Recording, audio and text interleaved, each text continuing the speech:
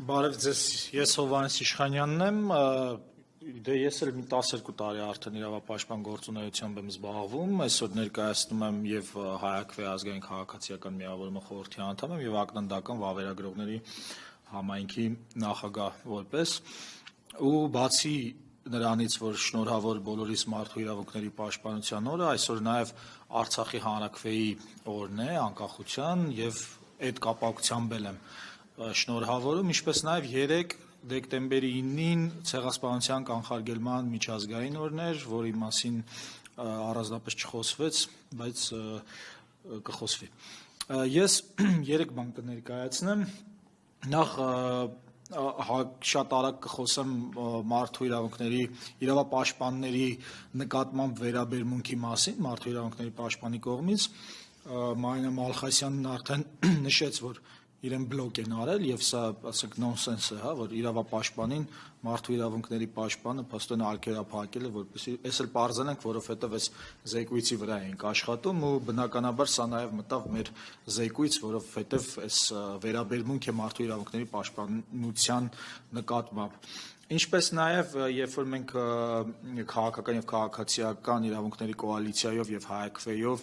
ամռանը մամուլի ասուլիս հրավիրեցինք ներկայացնելով ՄԱԿ-ի պարբերական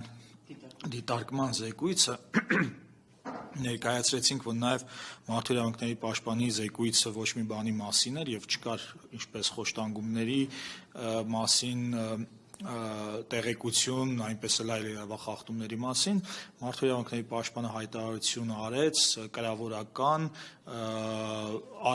այսինքն չնշելով, թե ում մասին է խոսքը, տենց պարզապես ինչ-որ լրատվամիջոցներում հայտնվել էր ինչ-որ լուր եւ նշելով, որ նա շատ լավ անդրադառնում է խոշտանգումների թեման եւ ներկայացրել էր իր տարեկան զեկույցը, այսինքն մանիպուլյացիա էր արել, մենք խոսում ենք ՄԱԿ-ի պարբերական դիտարկման մասին, որտեղ ասենք 193 երկրներ տեղեկանում են, թե քո երկրում ինչ է կատարվում։ Ինքը տենց բան էր, շուռ էր տվել իբրև թե բանի մասին է, իհարկե մենք հայտարարությամբ հանդես եկանք եւ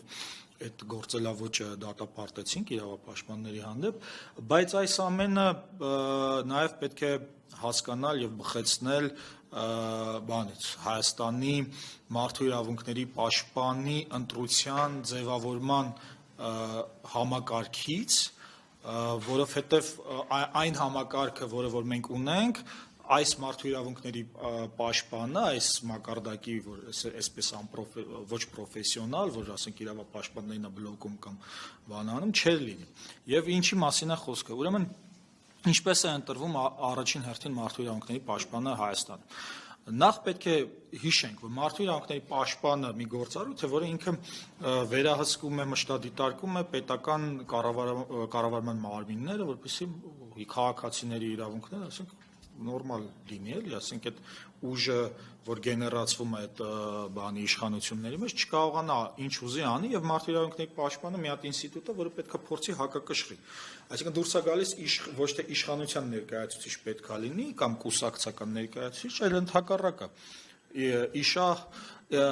քաղաքացիների։ Հիմա իսկ ինչպես է ձևավորվում,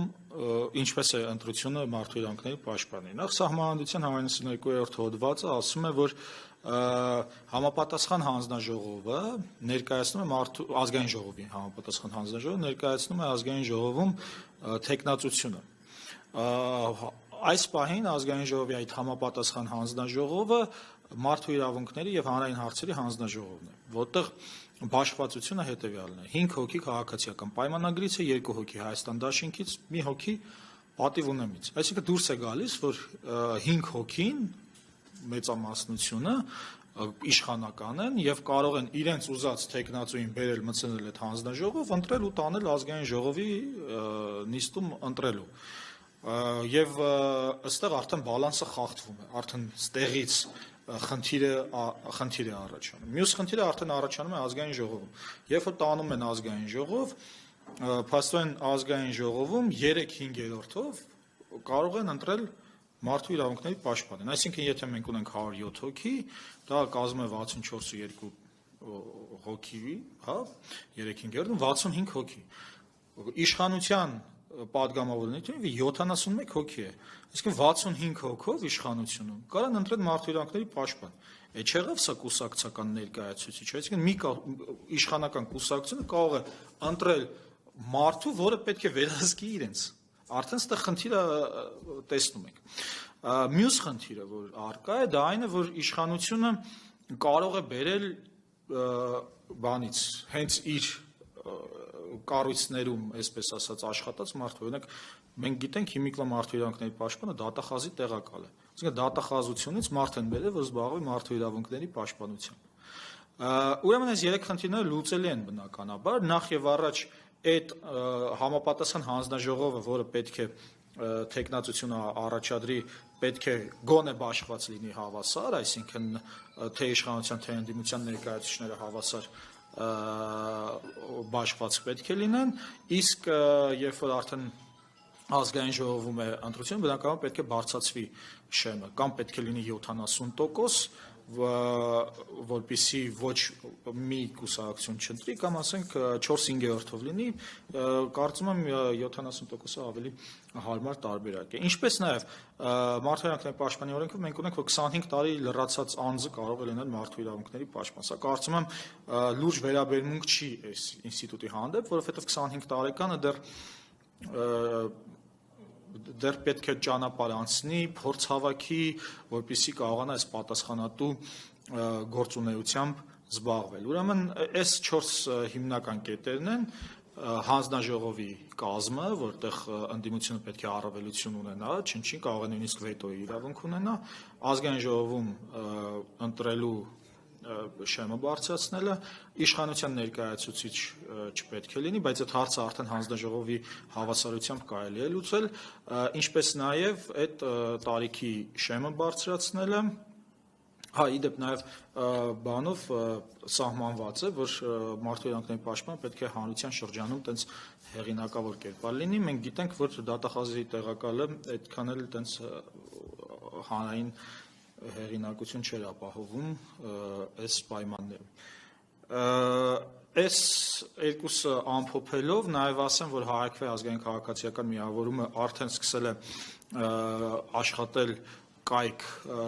ստեղծելու, այսինքն հարթակ ստեղծելու վրա, որտեղ պետք է ներկայացված լինեն այս վերջին 7 տարիների քաղ բանտարկյալները, քաղ հալածյալները, թվերը, քանի հոգի է, ինչ խղճի բանտարկյալների, այո, այդ լուրջ պակասը հիմա մեր շրջանում եւ դրանով արդեն